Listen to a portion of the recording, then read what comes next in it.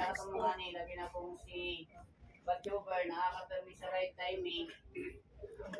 Ang pinaka-point ni mo na si Banana Tricks. Pasabot ka ng mga punjay na musulot sa bunga sa taong saging may makadaon. Kasi siyempre, kung sa Batchover pa lang, dili siya mo perform. Kanya ito ang isgutan ko nito productivity. Lagyan po ni Sayo. So, pananitan, sa laing ng panahon, kung mahimo ka Batchover, manay pinakatumong gini mo ba? Makuha gini mo yung mga right timing sa imong cycle, kaya ang imong target kani si Banana Tricks. Sunod kani si early bag or scarring. Ang pinaka-point na kasi sa core experience, kung ba sa batcho, 0 to 3 lang sa unang nga panahon, pina-early bag siya. Para, ang pinaka-point kani si scarring. Si scarring, pag once, isa kung sa pananimo ka, alaga ang ato ang isa ka kulig or kulig sa ato ang saging. Apan, kani nga mga mananap, suwan na dito sa babaw, makasulod na niya dito, wala gila puntay, wala na. Maingon daw, naasay na yun sana, posible na ako na damage nga 1 to 3 hands ang madami sana. So, pila ka point na kung sa ulahin mo panahon, may imo ka nga 7 meter of collision operator, dapat mo na yung pinaka-roll. Mag-early bag ka, kung ano sa right timing para walay scarring makasulod. Sulod ka ni si spot or band springman or BS. Kung tanawin mo sa mga nangagi sa foot care na ay senaryo, ang tintahay mo niyang ato ang bunga saging, kani si foot spot o kani foot cross, kani siya ang nasa 5 top prediction nato karon kung tanawin gini mo sa dagta na to. So naay mga senaryo, ibang springman, umingon ta karon ang ato meetings karon is nasa 3 to 5 hits. Pero kana si Van Springman, middle siya mula siya naapanay kani tawag itong si Dumitay Star Bands na-star ni Van Springman dali lang siya mga kayo buhok. So ang may tabo pagkapon spot kita kay naay panahon nga bisag ka nag-roll up si Star Bands sana kung si Van Springman hindi siya mag-perform sa iyang ano si sila po ka, kung pwede lang, ikaw ka, isa ka gawin trainer, dapat cycle bilang area. Kaya pag once na nga na ay area, nga din yung ma-cycle na ron, 50 nga na, dahil next week na, kaya na siya sa sila po ka, labi na po, ilso sa sila po ka po.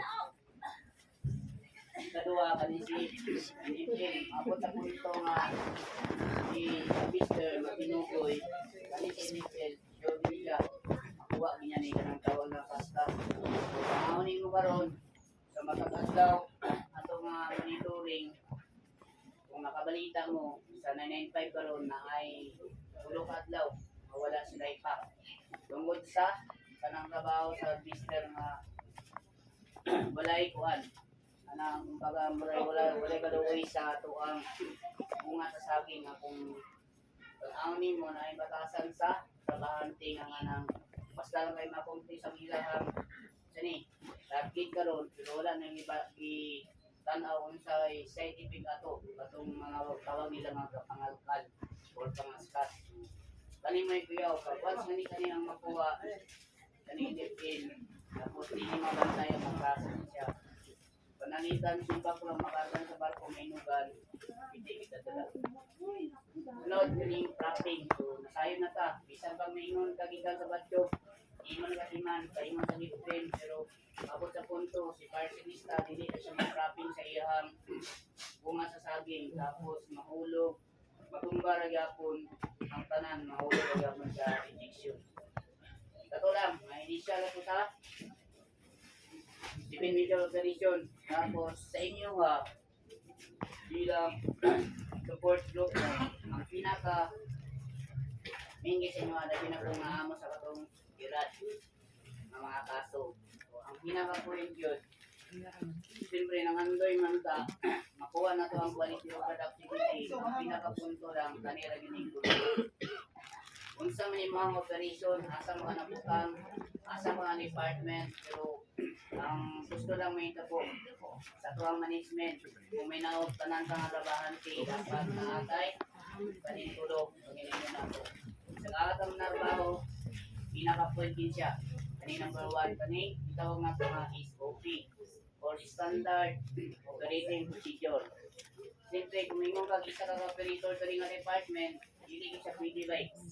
Ang matrabaho lang ka sa karon tibok adlaw nga wala ka gasubay o SOP. Ama dili.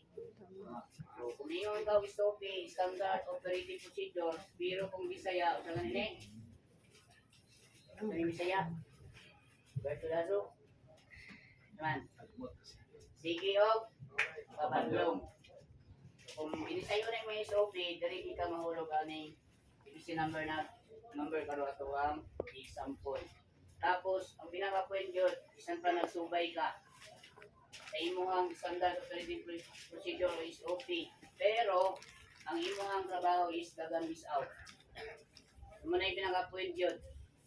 Sa inyong site, importante gini dapat malikayan yun ang miss out.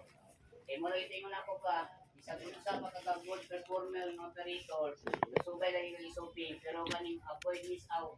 Wala niyo muna siya gibantayan, tapos ang pinaka-point yun kaning is short interval supervision. Kung sa Bisaya pa, sige ikaw suroy. Ba? So, mani siya ba isa kaha ka na-assign kung sa may mga operation sa lain nga panahon, kami na ang tulot ni Manny. Pag once i-perform na nimo, naman kay CPR siguro, pero dili kayo siya bukat. Then, sunod, kaning itawag na ito nga ownership. Pasabot ani, kanang manarbaho ka nga mura taog kanang napapanag-iya. Pasabot, sipon na to, kung panangitan kana-assign na area, may naot ka nga, ang matag-isa na ani siya ng pinahira itong tawag ownership. Kung baga, kung na-assign ka diri side sa daputan, matag-adlaw na ginasin mo na una nga imputan yung mga murag sama na sa imuhang uma. Pasabot, kung sa'yo may tabo, kung may daga na ni, kung sa'yo mga performance, sa pangalan nga nanatiya ka na, kung ikaw pinakaluyan, kabanti sa tuwang operatiba o sa tuwang kumpanya, ang may tabo na wala din na siya so kami may tabo. Tungod kay, sa imuhang o galingon pa lang daan, o galingon pag nakakayo na